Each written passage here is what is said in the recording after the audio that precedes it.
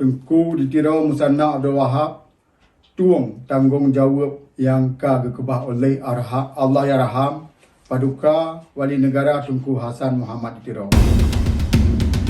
Itu soal ka bertanya tamu but, tapi jika kelai maruah, kemuliaan dan kemerdekaan bangsa.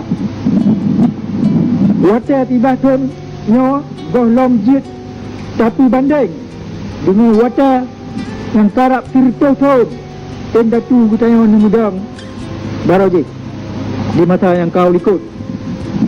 Bak water drone mantang dek bak ni lawan si penjajah Belanda. Orangnya perjuangan jihad suci dronian kagutayo sambung. Nyo ke bukti gutayo nyo cuco endatu tu.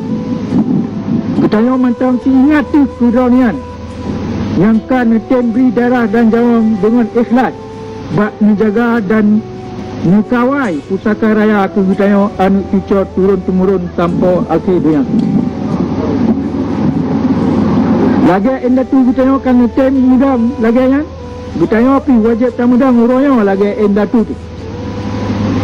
Tanpa menang atau tanpa mati itu syahid dalam perang lagi dronian yang kan nejak dikira kan maju lebih awal ni bak gutayo. Iladan yang kan lebih baik tapi sia-sia. Bak uro yang mulianya, uro yang cat berkatnya, uro getanyo pedente akan berjiat ke sejarah yang jeroh ke masa uka, yang jiat ke anak cucu murnau. But yang getanyo pubutnya kan tacok untung ke getanyo, tapi ke anak cucu yang akan hudik merdeka uka tema.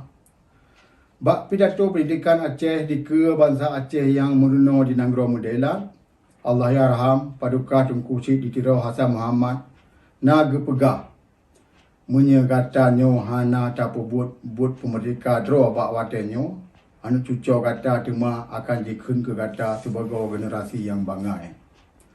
Butnyo ke yang akan tapu but jino nak ke but senambung mujuang PBB negara Aceh. But yang kadir Allahyarham Paduka Wali Negara Tunku Hassan Ditirau Perno getanyo publik mata getanyo rah oleh getanyo sehingga getanyo tatu pakir banta menghudip sebagai tuan bak tanah draw dan tabu mati sebagai syuhada.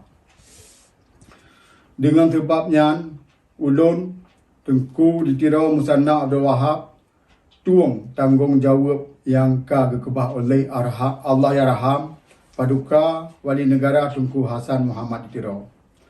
Allahyarham Paduka Tunku Hassan Muhammad Ditirau kaglah tanggungjawab geh di dunia nyawa.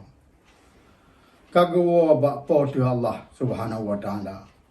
Tema getanyo yang kadir ge publik matanyo hanjet taduk sengap le. Hanjet tawawa jarau. Hanjet le tak imro. Bak watenyo ke getanyo tamu kemah draw tu. Tak pernah draw tu. Tak sedia draw tu dan tak cok penentu yang mentente-tente untuk publik generasi bangsa Aceh yang kamu cawa udip. Sehingga hanya dito'oh le pakriban dimudik sebagai bangsa yang merdeka. Dalam tapu but ukanya, bandum bangsa Aceh bertamu sabok. Bek na le cerebre sampai ke dro-dro waktu. Bek na le kun kuno kedeh sampai ke dro-dro waktu. Pegat pe yang gad ke agama, bangsa dan negara Aceh.